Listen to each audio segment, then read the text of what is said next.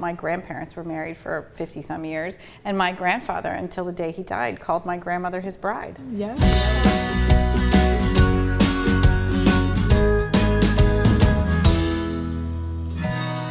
How important do you think role models are?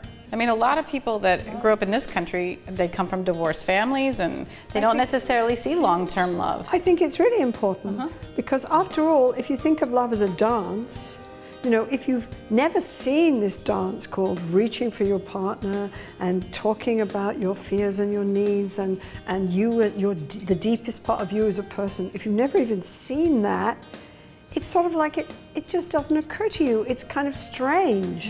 You know, it's like you don't even really know that that's possible or that exists. Whereas if you've seen it, if you've seen your parents do it, if your parents have done it with you, there's some sort of body memory that says, well, this is possible, this is okay, I can be open, I can trust other people. Other people are basically interested in me, are going to be there for me. So you have a real advantage. If you've never seen it, it makes it much more difficult. Then you need more help from your partner in terms of trust and connection to go into those unknown spaces. Romantic love is something that we witness as children, and we either witness it or we don't. That some people have it and some people don't. So I always ask couples, were your parents in love? What did you see? And what did they live in their lives? And I think it matters for men if they didn't see their father being loving romantically toward their mother, and for women not seeing their mother being romantic towards their father. Those are experiences of attachment and connection that we also carry with us. And it can be any caregiver. In my personal life, my grandparents were married for 50 some years, and my grandfather, until the day he died, called my grandmother his bride. Yeah. You know, and he would introduce her everywhere.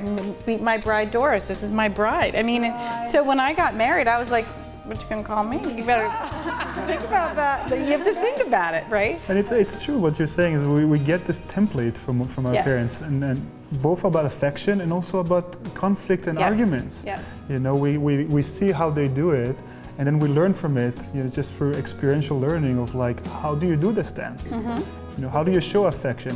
What do you do when you're angry with each other? Do you go away or do you stay together?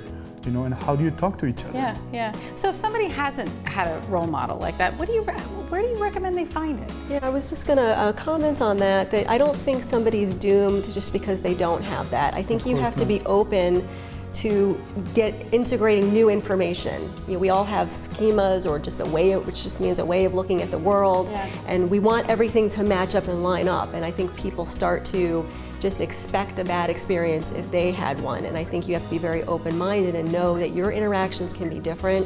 You don't have to repeat the same cycle that your parents did. You're not doomed just because you didn't have a role model. So where would you sense, or what would you have them do? If I'm a client, I'm watching the video. I know. What would you do? I'd have them read a book called Hold Me Tight and do the exercises. But that's because I wrote the book. But I want to say something about that. I think the other thing, I think you're absolutely right. You can learn even if you didn't have role models. And the reason for that is because that longing for that intimacy, that connection, to be able to rest in someone's arms, to be able to feel that you can talk about the deepest part of you and be seen and accepted and held, that longing is wired into our brains by millions of years of evolution. And it's there, even if we've lived in a world where actually being close to other people has been dangerous when we're growing up. That longing is still there, and my experience of couples is if you give them a chance, and you let them feel that longing, and you give them a little way forward, they'll take it, they'll go for it. Because we want that, we need that as human beings. That's like oxygen for us. So it sounds like love and romance through the lifespan is completely possible, right? Yes. And it's something that we can all work on.